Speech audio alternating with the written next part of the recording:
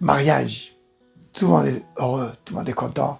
Tout d'un coup, on entend un bruit d'un verre qui s'éclate. Tout le monde regarde à droite, à gauche, et là, ils voient Rav Ashi, un des grands rabbins de la Gemara, du Talmud.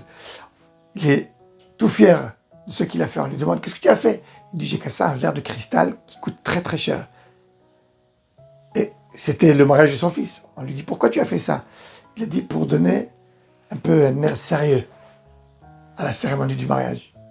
Mais le mariage, c'est fait pour s'éclater, non?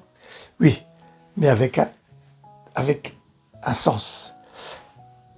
Pensez, qu'est-ce qui va se passer si on va à une fête où la fête n'a pas de sens? C'est juste pour s'éclater, pour être heureux, pour être content. Chacun individuellement va voir comment lui il est heureux.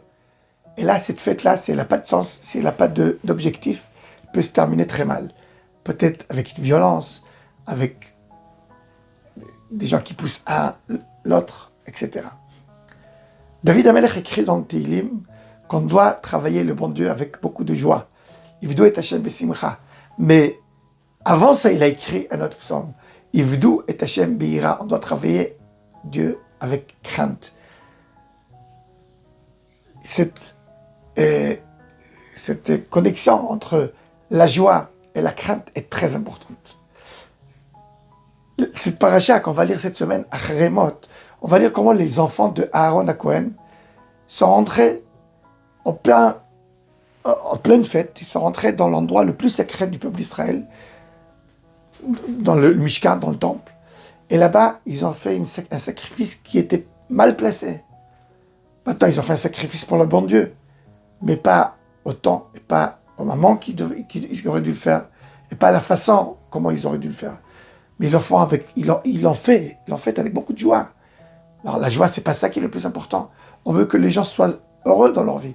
Oui, heureux, mais avec un sens, avec quelque chose qui nous encadre, qui nous montre le bon chemin. Parce que la joie, c'est pour nous manipuler, nous motiver à une création positive. Et c'est pour cela qu'on a besoin les deux. On a besoin de la joie, c'est très important.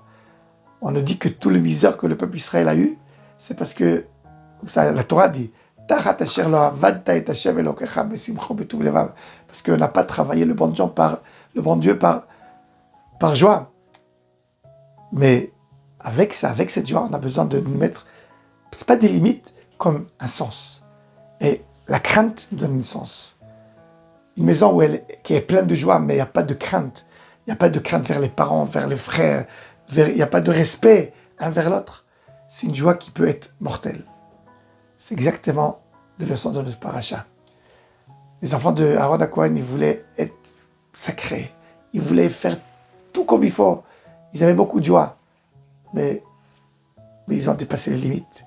Ils n'avaient pas de respect pour les autres. Ils ont pensé comment eux vont pouvoir avancer dans leur vie, mais en laissant tout le monde derrière et sans respecter les mesures et les règles de la communauté qui les entoure. Alors voilà un grand ensemble de cette paracha. Comment on peut réussir dans notre vie. Faire tout par joie. La joie est très importante, mais dans la joie, donner un sens très important qui va nous montrer le droit chemin. Shabbat Shalom.